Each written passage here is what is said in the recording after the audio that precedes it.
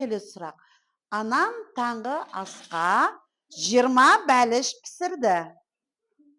10 бәліш желінді.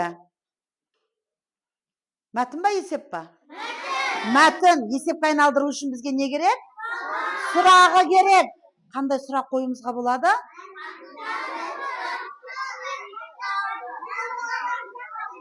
Қанша бәліш қалды?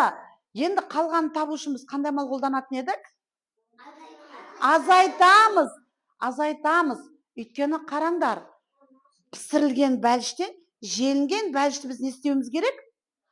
Азайтуымыз керек. Не үшін азайтамыз біз, балалар? Тамаша. Өйткені ол желінді. Қалған жоқ ол. Демек, біз пісірілген бәліштен желінген бәлішті азайтсақ, нені табамыз? Қалған.